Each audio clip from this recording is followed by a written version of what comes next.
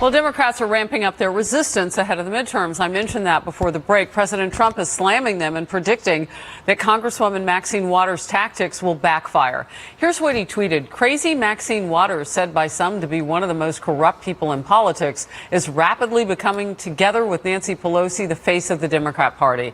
Her ranting and raving, even referring to herself as a wounded animal, will make people flee the Democrats. Bringing in the power panel now. David Avella, the chairman of GOPAC, back from Outnumbered Hour. Leslie Marshall, a syndicated radio talk show host and Fox News contributor, and you join us on Outnumbered every now and then, too. Let's start with Maxine Waters and where your party is and what the president is predicting. I think the president's wrong, but I think Maxine Waters is wrong.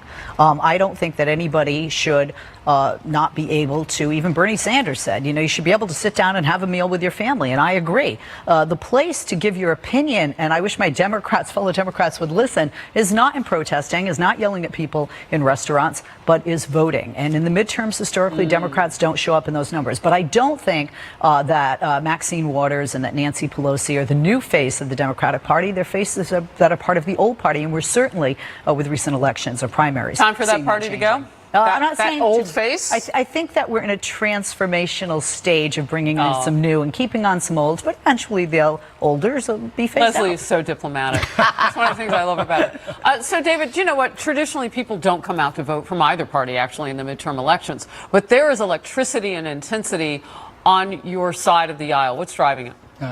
The agenda that the president's ultimately getting passed through Congress, whether it be tax cuts that has helped spur this job creation that has 1 million more jobs right now than available people to fill those jobs. It is that America has been kept safe during the Trump administration, all focused on what I always talk about. When Republicans focus on people's economic and personal security, Republicans win. And to your first point about the Democrats, the last two times the Democrats have preached civil chaos, 1968, not good elections for them. 2004, not good elections for them. Richard Nixon won in 1968. George Bush won in 2004. Add to that, when voters actually saw what Democrats were for in 2010, who did they turn to? They turned to Republicans.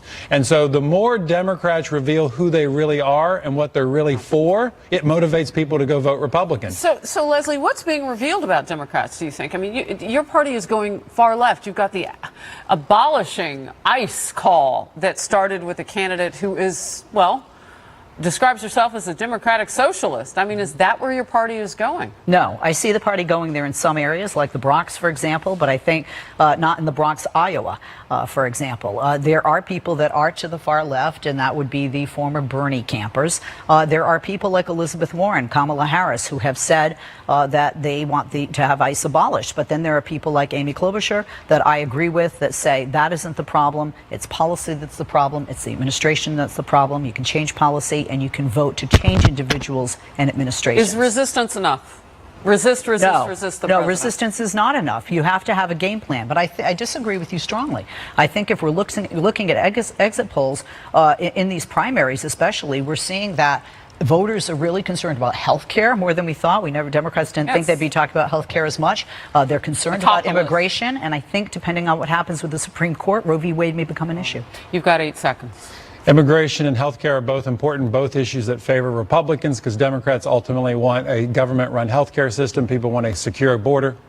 Things Republicans are pushing for favors us. You do a lot with 8 seconds. Yeah. Dave Avella, Leslie Marshall, great to see you. We'll be right back. Thank you. Thank you.